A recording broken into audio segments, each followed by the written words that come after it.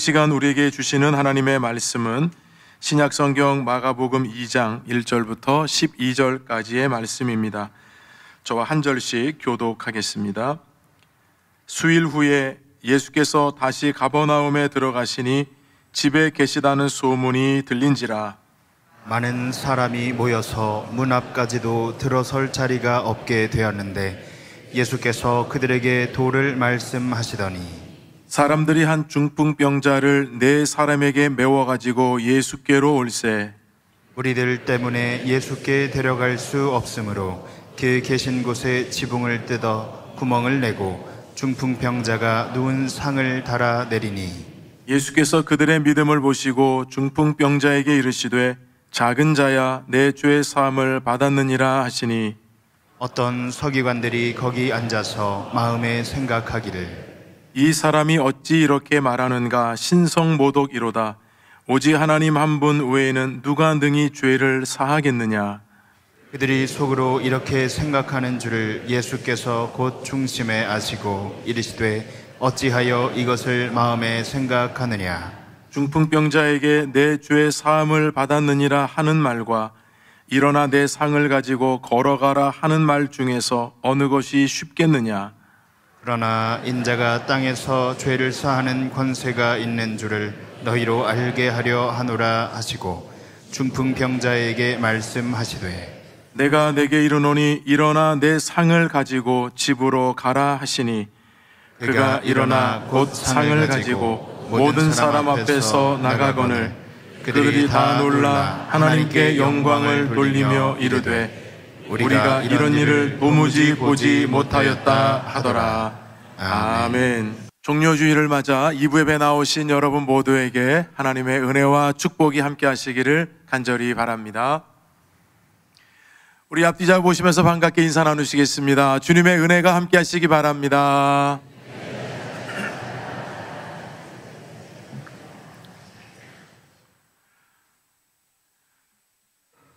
오늘은 2000년 전 예수님께서 나귀 새끼를 타시고 예루살렘 성전에 입성하실 때 많은 백성들이 호산나 다윗의 자손이여 나를 구원하소서라는 외침을 들으면서 그 성전에 입성하셨던 날을 기억하는 종료 주일입니다. 따라서 내일부터 한 주간 동안은 우리 주님께서 우리를 구원하시기 위해서 모진 고난과 고통, 배반과 저주를 당하시고 십자가에 죽으신 고난 주간입니다. 여러분 한 주 동안 더더욱 경건과 절제로 그리고 함께 특세에 참여하시면서 예수님의 십자가의 말씀을 깊이 묵상하시고 그로 인해서 영광스러운 부활의 아침에 함께 그 기쁨을 누릴 수 있기를 주님의 이름으로 축원드립니다. 오늘 읽은 본문 앞에 나오는 사건이 중요합니다. 오늘 본문 바로 앞에 나오는 사건은 예수님께서 나병 환자를 고쳐주신 사건인데요. 나병에 걸린 한 환자가 예수님께 나왔는데 손을 내밀면 닿을 정도의 거리까지 가까이 왔습니다. 율법에 의하면 나병 환자는 절대로 가까이 올 수 없습니다. 왜냐하면 그 질병은 옮기기도 했고 뿐만 아니라 많은 사람을 부정하게 한다 했기 때문에 나병 환자는 사람들과 거리를 두어서 소리는 지를 수 있었지만 가까이 나오는 것은 율법에 금지하고 있었습니다. 그럼에도 나병 환자는 율법을 어기고 예수님께 순식간에 갑자기 가까이 와서 무릎을 꿇으면서 치유해 주실 것을 간구했습니다. 예수님께서는 그를 불쌍히 여기시면서 율법의 제한을 받지 않으시고 오히려 그에게 예수님의 손을 내밀어서 그의 몸에 손을 대셨습니다. 그리고 말씀하시기를 내가 원하노니 깨끗함을 받으라 이렇게 말씀하셨을 때 그 나병 환자가 겪고 있던 나병의 모든 질병은 떠나가고 깨끗하게 된 줄로 믿습니다. 예수님께서는 율법에 기록한 대로 제사장에게 가서 너의 몸을 보이라 이렇게 말씀하시면서 이 일을 아무에게도 말하지 말라 하셨어요. 왜냐하면 사람들은 예수님의 기적에만 항상 관심을 기울였기 때문에 예수님을 메시아로 보는 것이 아니라 기적을 행하시는 분, 그렇다면 정치적 메시아로 삼을 가능성이 많은 걸 아셨기 때문에 예수님은 이 일을 아무에게도 알리지 말라 이렇게 말씀하셨습니다. 당시 나병은 죽을 병이었기 때문에요, 이 나은 사람은 이게 얼마나 기쁘고 얼마나 자랑스러운 일인지 예수님이 말하지 말라 하셨음에도 불구하고 많은 사람들에게 자기가 나음을 입었다는 것을 알렸습니다. 그로 인해서 결국에는 예수님께서 그 마을에 사람들이 몰리기 때문에 들어가지 못하시고 예수님에 대한 소문과 이 질병을 고쳐주셨다는 사건이 많이 퍼지면서 예수님이 어디 계신지를 사람들이 많이 찾고 있는 것이 오늘 본문의 앞에 나오는 사건입니다. 그 일이 있은 후 며칠 지나지 않아서 예수님께서 가버나움이라고 하는 한 동네에 가셔서 어느 한 집에 들어가셨는데요, 거기 사람들이 몰리기 시작했습니다. 본문 2절 함께 읽어봅니다. 많은 사람이 모여서 문 앞까지도 들어설 자리가 없게 되었는데 예수께서 그들에게 도를 말씀하시더니, 자, 예수님께서 들어가신 집 어디였을까요?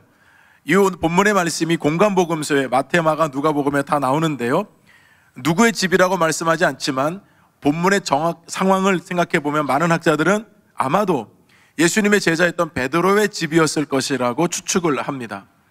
자, 예수님께서 이 집에 들어가셨는데 얼마나 많은 사람들이 순식간에 몰려들었는지 집 안과 밖까지 사람들이 발딜 틈이 없을 정도로 어마어마하게 많은 사람들이 순식간에 다 몰려들었습니다. 왜냐하면 사람들은 예수님께서 질병을 고쳐주신다는 소문을 들어서 예수님이 가버나움의 한 집에 들어가셨다는 것을 금세 사람들이 소문을 듣고 모이기 시작했던 겁니다. 자, 예수님께서는 많이 모여있는 사람들에게 도를 말씀하셨습니다. 예수님 말씀하신 도는 하나님의 나라요, 복된 소식이요, 복음의 메시지였던 겁니다. 자, 많은 사람들에게 이 메시지를 전하고 있는 가운데 굉장히 당황스러운 일이 지금 벌어지게 되죠. 본문 3절 4절 함께 읽어보겠습니다. 사람들이 한 중풍병자를 네 사람에게 메워 가지고 예수께로 올세 무리들 때문에 예수께 데려갈 수 없으므로 그 계신 곳에 지붕을 뜯어 구멍을 내고 중풍병자가 누운 상을 달아 내리니. 자, 그럼 어떤 상황인지 그림이 그려지십니까? 지금 이름 모를 4명의 사람이 한 중풍병자를 침상에 누워서 4명이 지금 들고 예수님께서 계신다라고 하는 이 집 앞에까지 왔지만 이미 문 밖에서부터 인산인해를 이루어서 단 한 사람도 들어갈 수 없는데 이 4사람에다가 침상채로 있기 때문에 들어갈 수가 없는 상황이었다는 겁니다. 그래서 어떻게 했습니까? 이 4사람은 침상채로 지붕 위로 올라가서 지붕을 뜯어내고 구멍을 내서 침상채로 중풍병자를 내렸다는 겁니다. 여러분, 그 당시 집은 오늘날처럼 견고하지 않았어요. 그리고 지붕 위로 올라가는 계단이 외부에 있어서 지붕 위로 여러분 침상을 가지고 올라가는 것도 아마 쉽지 않았을 것 같은데요, 이 중풍병자를 침상채로 그 지붕 위에까지 올렸는데 지붕은 평평합니다. 그 평평한 지붕 위에 그 당시의 집은 이 흙과 더불어서 지푸라기를 섞어서 만들었기 때문에 견고하지는 않았습니다. 그래서 그 지붕에 구멍을 뚫고 지금 중풍병자를 침상채 아래로 내린 것인데요, 참 생각해보면 기상천외하다 생각이 듭니다. 어떻게 이런 발상을 했을까라는 여러분 생각을 하게 되죠. 그 상황을 상상해보면 지금 갑자기 사람들이 많이 모여있는 가운데 이 지붕이 뜯겨나가고 구멍이 생기면서 침상채로 중풍병자가 예수님 있는 그 앞에 이 침상이 내려오고 있는 여러분 그 상황인데요, 모여있던 모든 사람들이 얼마나 당황했겠습니까? 아마도 소리를 지르는 사람도 있었을 것이고 황당해하는 사람도 있었을 것이고 순식간에 예수님 말씀을 듣고 있는 상황이 완전히 뒤바뀌어져서 이게 혼란한 상황으로 여러분 금방 바뀌지 않았겠습니까? 게다가 이 집은 지금 이 4사람 또는 중풍병자 집도 아니고 학자들의 말에 따르면 베드로의 집입니다. 남의 집입니다. 여러분, 그렇다면 얼마나 이게 무례한 일입니까? 그렇다면 과연 이 4사람은 누굴까요? 이 4사람은 아마도 이 중풍병자의 가족이나 또는 가장 가까운 친구이지 않았는가 생각을 해봅니다. 그 정도로 가깝지 않았다고 한다면 이렇게까지 무모한 짓을 할 리는 없기 때문입니다. 중풍병자는 여러분 아시는 대로 육체적으로 한쪽이 또는 양쪽이 마비된 사람이기 때문에 주변의 도움 없이는 활동을 할 수 없습니다. 그래서 4사람이 이 한 중풍병자를 침상에 지금 눕혀서 여러분 예수님께 데리고 나온 상황이죠. 저도 아버지께서 살아계실 때 중풍병으로 여러분 고통을 많이 하셨기 때문에 제가 이 병에 대해서는 잘 압니다. 한쪽이 편마비가 되셨기 때문에 걸음걸이 다 어렵습니다. 그래서 대부분 모시고 다닐 때 휠체어로 제가 모시고 다녔고요. 또 휠체어를 여러분 가지고 다니다 보면 휠체어가 못 가는 곳이 의외로 많습니다. 특히 계단이 있거나 이런 곳은 휠체어가 넘어설 수가 없어서요, 그때는 무거운 아버지를 채팅에 업고 이렇게 계단을 오르거나, 오를 때는 괜찮은데 사실은 내려가는 게 더 힘듭니다. 근데 가끔 여러분 그렇게 아버지를 모시고 뭐 병원을 모시고 가든 어디를 모시고 갈 때마다 가끔은 어떤 분들이 도와주겠다고 오시는 분이 있어요.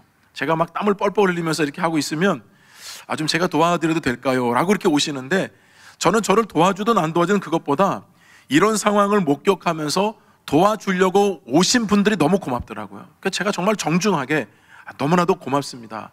그러면서 마음에 생각하죠. 이분도 저와 같은 상황 속에 있거나 이런 걸 경험했거나 또는 사람들에 대한 긍휼한 마음이 있기 때문에 이렇게 남모르는 사람, 처음 본 사람이지만 이 어려움을 보면서 도와주려고 하는구나 라는 생각을 하게 됐습니다. 지금 이 4명의 사람은 중풍병자 한 사람을 데리고 발 디딜 틈조차 없는 이 집에서 지금 예수님께서 말씀을 가뜩이나 전하고 계신 상황 가운데서 갑자기 소동을 일으켰습니다. 갑자기 여러분 이 천장의 지붕이 뚫려지면서 여러분 침상에 여러분 내려온다는 생각을 누가 했겠습니까? 여러분 이런 소동을 일으키는 가운데 예수님께서 어떻게 말씀을 하셨을까요? 우리 5절 함께 읽어보겠습니다.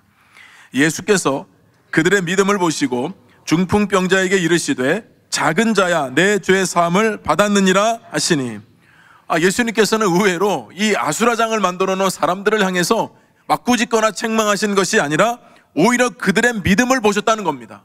예수님께서 그의 믿음을 칭찬하셨다는 겁니다. 자, 여러분 여기에서 굉장히 중요한 교훈을 우리가 얻게 되죠. 첫 번째는 주님은 마음의 중심을 보신다는 겁니다. 주님께서는 그들의 마음의 중심을 보셨습니다. 여러분 4사람의 마음의 중심이 뭐겠습니까? 연약한 사람을 돕고자 하는 그 긍휼한 마음, 불쌍히 여기는 그 마음입니다. 그 마음을 주님께서 헤아리신 것입니다. 4사람은 여러분 자기 일 아닙니다. 자기가 아픈 거 아닙니다. 아무리 가족이든 친구든 결국 여러분 자기 일은 아니잖아요. 그럼에도 불구하고 마치 자기 일처럼 이렇게 나서서 그 중풍병자를 지붕 위로 올리고 여러분 그 지붕을 뜯어서 구멍을 내서 어떻게 하든 간에 예수님께 여러분 데려가려고 했던 그 4사람을 한번 생각해 보십시오. 예수님께서는 그 마음을 아셨다는 겁니다. 오늘날 여러분 시대를 살아가면서 무엇이 없는가, 이런 긍휼이 없는 거죠. 나밖에 모릅니다. 나 아닌 다른 사람들 별로 관심이 없습니다. 누가 여러분 어려움을 겪어도 무관심하게 여러분 지나가는 것이 여러분 우리들의 모습은 혹시 아닙니까? 우리들에게 회복해야 되는 중요한 마음은 긍휼히 여기는 마음입니다. 주님이 그 마음의 중심을 보셨기 때문이에요. 두 번째는 이 4사람은 주님께 나오면 고침을 받을 수 있다는 확신의 그 마음을 주님이 보셨습니다. 여러분 이런 확신이 없다면 이런 무모한 짓을 할 수 없습니다. 지붕을 뚫어서라도 주님 앞에 이 환자를 데리고 오겠다라고 하는 이 사람들이요. 근데 여러분 이 오는 길이 쉽지 않았어요. 여러분 생각해 보세요. 지금 침상채로 이 한 사람을 모시고 왔는데 입구조차도 들어갈 수 없습니다. 사람들로 가득 메워 있고, 여러분 여기 모여있는 사람들 그냥 모인 사람들입니까? 다 예수님에 대한 소문을 듣고 나도 뭔가 한 가지 고침을 받으려고 온 사람들일 텐데 누가 여러분 양보를 할 수 있겠습니까? 아마 그 중풍병보다 더한 병을 가지고 있는 사람도 여러분 있지 않았을까요? 그런 가운데 이들은 포기하지 아니하고 돌아가지 아니하고 오히려 지붕 위로 올라가야 된다라고 하는 여러분 절박한 마음으로 여러분 그런 기상천외한 생각을 하잖아요. 그러니 예수님께서 무엇을 보셨는가? 그들이 주님께로 이 환자를 데려가기만 하면 우리 주님께서는 고쳐주실 수 있다라고 하는 확신의 그 마음을 주님이 보셨다는 것입니다.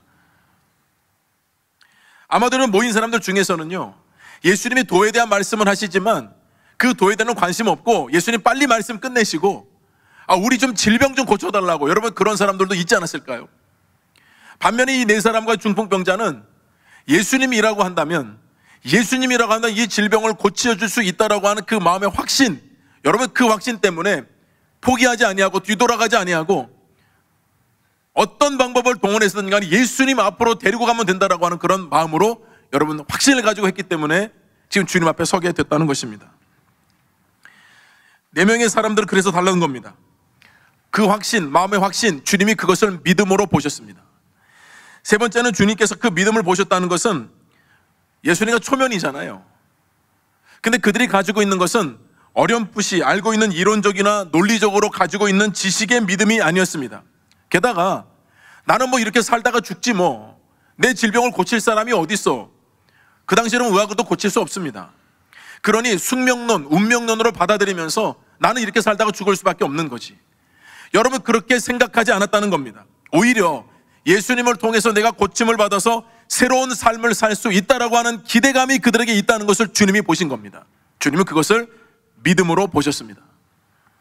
콩고민주공화국에서 사역하시기는 우리 김경식 선교사님이요. 이번 주 우리 가브리엘 선교회에서 이렇게 선교 보고를 해주셨는데요. 이런 말씀을 하시더라고요. 콩고에 이 계신 분들은 약속을 잘 안 지키신대요. 오후 1시에 약속을 했으면 2시, 3시에 오는 것은 기본이래요. 1시에 약속을 했는데 1시에 오는 경우는 거의 없대요. 그런 말씀을 하시는 거예요. 여러분, 만약에 우리가 이런 일을 맞닥뜨리면, 만약에 여러분들이 1시에 누군가와 약속을 하셨는데 그분이 2시에, 3시에 온다고 한다면, 제가 이런 질문을 누구에게 드렸거든요. 그랬더니 그때까지 기다리는 사람이 누가 있어요? 여러분, 만약에 늦게라도 오셨다고 한다면, 그리고 여러분들이 기다리셨다고 한다면, 늦게 오신 분들이 우리는 뭐라고 얘기할까요? 죄송하다고, 미안하다고, 내가 정말 이런 일이 있어서, 또는 깜빡 잊고 내가 지금 부랴부랴 왔다고, 여러분 그렇게 얘기하는 게 당연한 거 아니겠습니까? 근데 콩고에 있는 분들은 시간에 늦어도 미안합니다, 죄송합니다는 말을 전혀 하지 않는데요. 그게 선교사님도 너무 이상했다는 겁니다. 왜 그런가? 이분들은 모든 것을 운명론, 숙명론으로 받아들인다는 겁니다. 1시에 약속을 했지만 당신과 내가 3시에 만난 것은 운명입니다. 여러분, 이렇게 생각한다는 거예요. 근데 이 모든 것들이요, 삶에서 다 그렇게 생각하더라는 거예요. 그러니까 발전이 없고요, 성장이 없더라는 거예요. 그래서 선교사님이 콩고에 가서 제일 먼저 한 것이 학교를 세우는 것이었습니다. 학교를 세워서 운명론, 숙명론은 아니다. 여러분, 이걸 가르치기 위해서요, 성경적 가치관을 가르치고요, 지금 거기 재학생이 5,500명이랍니다. 그리고 지금 의대 법대도 있어가지고요, 지금 병원을 짓고 계시는데 내년 4월에 준공 예정인데 우리 기도가 많이 필요하거든요. 그러니까 그 사람들은 다 운명론, 숙명론이에요. 어쩔 수 없다, 이렇게 사는 거지 뭐. 여러분, 지금 중풍병자 마찬가지예요. 만약에 운명론으로, 숙명론으로 나는 이런 인생이라고 여러분 받아들였다면, 여러분 그의 삶은 변화가 없었을 것입니다. 그런 것을 받아들이지 아니하고 주님으로 인해서 내가 치유받고 고침받아서 건강한 삶을 살 수 있다라고 하는 그 마음을 주님께서 보셨다는 것입니다. 로마서 8장 28절 함께 읽어볼까요? 우리가 알거니와 하나님을 사랑하는 자, 곧 그의 뜻대로 부르심을 입은 자들에게는 모든 것이 합력하여 선을 이루느니라. 모든 것이 합력해서 선을 이룬다, 이 말씀을 원문에 직역을 해보자면 모든 것이 선을 위해 함께 역사한다입니다. 여러분, 선은 하나님의 뜻이에요. 선을 이루기 위해서라면 모든 것이 합력해서 역사하도록 하신다는 것입니다. 여러분, 이 말씀이 본문의 상황과 딱 맞아떨어지지 않나요? 선을 이루기 위해서 우리 주님이라고 한다면 이것을 해결해 줄 수 있는 분임을 확신했기 때문에 모든 것들을 하나님께서 합력해서 선을 이루도록 하셨다는 것입니다. 그래서 여러분, 주님께서는 중풍병자에 놀라운 말씀을 하셨죠. 작은 자야 내 죄의 사함을 받았느니라. 여러분, 주님께서는 중풍병자를 작은 자야라고 부르셨습니다. 병자여, 환자여, 여러분 이렇게 부르지 않으시고 작은 자라고 부르셨는데, 작은 자라는 말이 헬라어로 테크논이라고 하는 뜻입니다. 이 테크논이라는 말이 성경에 몇 번 쓰였는데요, 어떤 뜻이냐면 육신의 자녀 이외에 영적인 자녀를 일컬을 때 하는 말이고요, 믿고 따르는 사람들에게 테크논이라고 하셨고요, 친근한 사람에게 사용했던 아주 정중한 호칭입니다. 그러니까 예수님께서는 그 질병만을 보신 것이 아니라 그 사람의 존재 자체를 보셨다는 뜻이에요. 연약한 사람들은 자기 질병이 낫기를 원해서 주님을 찾아오지만, 여러분, 주님은 질병만을 고쳐주시는 분이 아니시거든요. 그러니까 예수님께서는 그 존재 자체에 주목하신 겁니다. 그래서 작은 자에 말씀하시면서 그에게 말씀하시기를 내 죄의 사함을 받았느니라. 여러분들은 이렇게 오해할 수 있습니다. 지금 사실은 이 네 사람과 중풍병자가 지붕을 뚫고 여러분 예수님께 이 침상을 내린 것은 병 고침 받기 위함이잖아요. 근데 예수님께서는 병을 먼저 고쳐주신 것이 아니라 죄의 사함을 받았느니라라고 먼저 선언하셨습니다. 만약에 여러분 예수님께서 질병을 먼저 고쳐주셨다고 한다면 마찬가지 나병 환자를 고쳐주셨을 때처럼, 예수님은 질병을 고쳐주시는 분이구나, 그러니 그분을 정치적인 메시아로 삼아야겠구나, 여러분 그렇게 사람들이 생각했을 겁니다.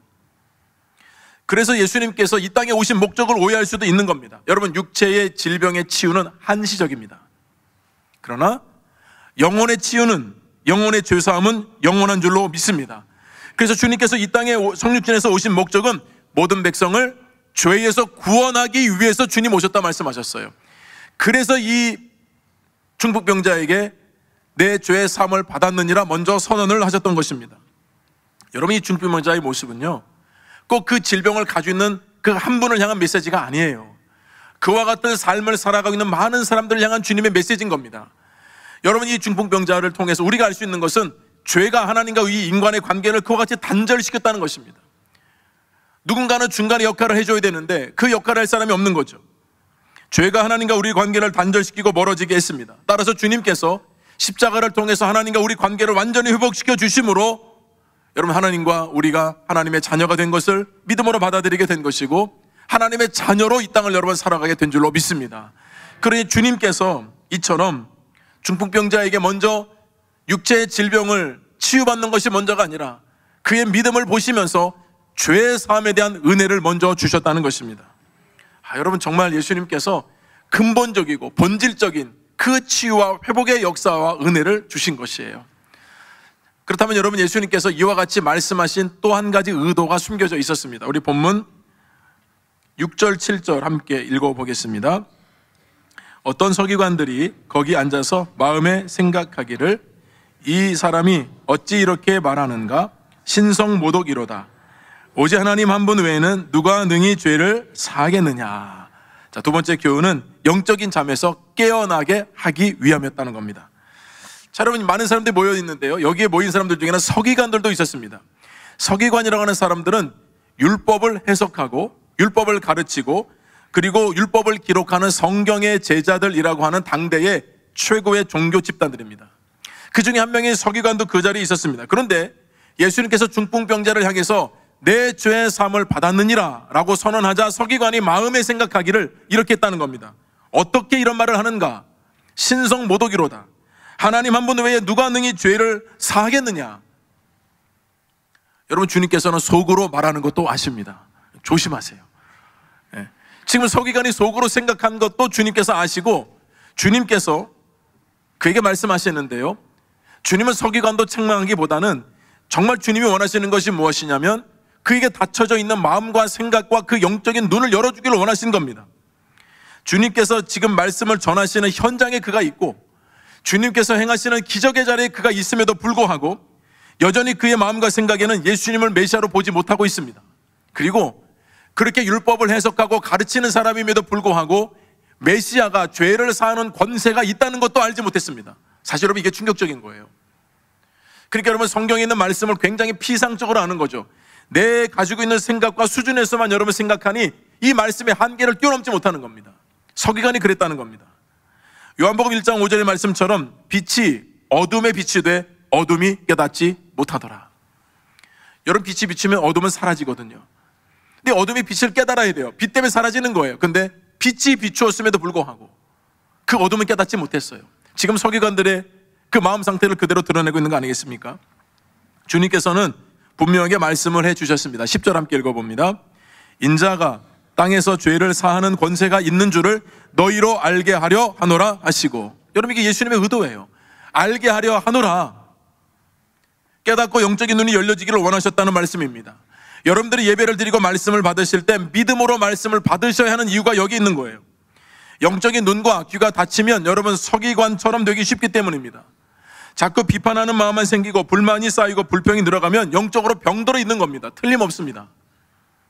저는 여러분 모두가 말씀을 통해서 영적인 잠에서 깨어나서 마음과 생각이 교정되고 여러분의 마음밭이 좋은 땅으로 기경될 수 있기를 주님의 이름으로 축원합니다. 세 번째 교훈은 주님은 원하는 것 이상으로 주신다는 겁니다. 주님께서 중풍병자에게 죄의 사함의 메시지를 전하시고 끝났을까요? 아닙니다. 분명히 주님께서는 이 상황에서 인간이 가지고 있는 그 깊은 절망과 탄식, 그리고 질병으로 인해서 고통받을 수밖에 없는 이 현실에 있는 상황도 예수님께서 드러내셨지만 예수님께서 그 모든 것들을 해결해 주기 위해서 이 땅에 오셨다는 것을 예수님은 명확하게 보여주신 거예요. 그래서 죄사함의 은혜를 선언하신 이후에 그가 원한 것을 예수님께서 들어주셨습니다. 자, 11절 12절 함께 읽어봅니다. 내가 내게 이르노니 일어나 내 상을 가지고 집으로 가라 하시니 그가 일어나 곧 상을 가지고 모든 사람 앞에서 나가거늘 그들이 다 놀라 하나님께 영광을 돌리며 이르되 우리가 이런 일을 도무지 보지 못하였다 하더라. 여러분, 예수님께서는 온몸에 마비가 되어서 주변에 도움 없이는 살아갈 수 없었던 이 중풍병자예요. 침상채 누워서 예수님 앞으로 네 사람의 도움으로 인해서 올 수밖에 없었던 이 한 사람에게 예수님께서는 삼중적인 선언을 하셨습니다. 오늘 말씀에 기록한 대로 첫 번째는 일어나 라고 말씀하셨고, 두 번째는 가지고, 그리고 세 번째는 가라 하셨습니다. 누워있던 그 자리에서 일어나라고 예수님께서 선언하셨습니다. 깊은 절망과 탄식, 오래된 실패와 좌절의 자리에서 일어나라는 것입니다. 이제 그 자리는 이제는 너의 자리가 아니라는 겁니다. 저는 여러분 이 질병 겪는 아버지 옆에 있었기 때문에요, 이 질병의 아픈 고통을 압니다. 그 절망을 압니다. 근데 예수님께서 일어나라고 선언하셨다고 한다면 그의 온몸의 마비가 순식간에 풀리고 뒤틀린 손과 발이 제자리로 돌아오고 어눌한 혀가 풀려서 온전하게 회복이 된 줄로 믿습니다. 예수님의 말씀에 권세와 능력이 있기 때문입니다. 일어나라고 하는 주님의 이 어미한 말씀 앞에서 그의 모든 질병은 풀려지고 깨끗해지고 새로워지고 온전히 고침받게 된 줄로 믿습니다. 여러분 심령과 마음속에도 이 말씀이 선포되어서 여러분의 모든 염려와 근심과 걱정이 온전하게 치유되고 회복되기를 주님의 이름으로 축원합니다. 두 번째, 주님께서는 가지고라고 말씀하셨습니다. 여러분, 가지고는 네 사람이 침상째 메고 왔던 그 침상을 의미합니다. 여러분, 중풍병자에게 그 침상은 과거의 아픔과 상처의 흔적입니다. 걷고 싶지만 걷지 못했고 남들이 뛸 때 뛰지 못했고 주저앉아 있을 수밖에 없었던 과거의 모습입니다. 많은 사람들에게 손가락질을 받았을 것이고 소외를 당했을 것입니다. 그 침상은 아픔의 흔적이었습니다. 그러나 이제는 멀쩡한 사람이 침상에 놓여 있는 경우는 없습니다. 이제 온전하게 회복되었기 때문에 이제는 네가 누워 있었던 그 침상을 네가 들고 가라는 것입니다. 이제는 더 이상 그 자리에 주저앉아 있지 말라는 것입니다. 과거에 얽매이지 말라는 것입니다. 예전에 너의 삶이 그런 삶이었을 때도 지금 주님을 만남으로 새로운 삶이 시작됐음을 주님이 선언하신 것입니다. 그 침상을 가지고. 세 번째는 가라고 하셨습니다. 어디로 가라고 하셨습니까? 집으로 가라고 하셨습니다. 예수님께서 가라고 그냥 말씀하실 때 그냥 가라, 고침을 받았으니까요, 이렇게 말씀하실 수도 있고요, 또는 성전으로 가라고 하실 수도 있고 여러 곳으로 가라고 하실 수도 있는데 주님은 집으로 가라고 하셨습니다. 저는 이 말씀에서 참 예수님의 따뜻한 성품에 참 위로가 많이 됩니다. 그 당시 사람들은 제대로 알지도 못하면서 사람이 질병에 걸렸을 때마다 유대인들은 그의 부모님이나 그가 뭔가 하나님 앞에 잘못했기 때문에 저 질병을 당하고 있는 것이라고 사람들은 생각했습니다. 그래서 그 한 사람이 가족의 질병이 있으면 그 온 가족이 손가락질을 받아야만 했습니다. 아마도 중풍병자가 있던 그 가족은 오랜 시간 동안에 사람들에게 손가락질을 받았을 것입니다. 그 손가락질은 저주가 담겨 있고 비난이 담겨 있고 죄를 지은 죄인이라고 하는 그 멍에를 사람들이 많이 지게 했을 것입니다. 예수님은 그것도 하셨습니다. 누구보다도 제일 먼저 사랑하는 가족들이 그동안에 겪었을 고통과 아픔이요, 남편이 아프면 아내와 자녀들이 힘들죠. 아내가 한 명 아프면 남편과 자녀들도 힘듭니다. 자녀 중에 누구 한 명만 아파도 온 가족이 아픈 법입니다.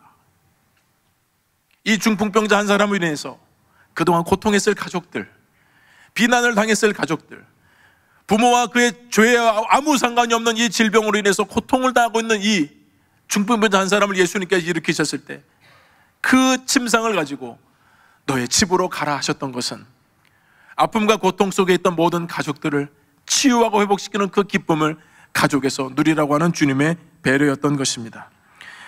어려움과 힘듦 속에서도 가족이 힘이 되어주고 보살핌 속에서 함께 해왔던 그 소중한 사람들 곁으로 가라, 너의 몸을 보이라, 너의 이 회복된 모습으로 함께 기뻐하라는 주님의 배려였던 것입니다.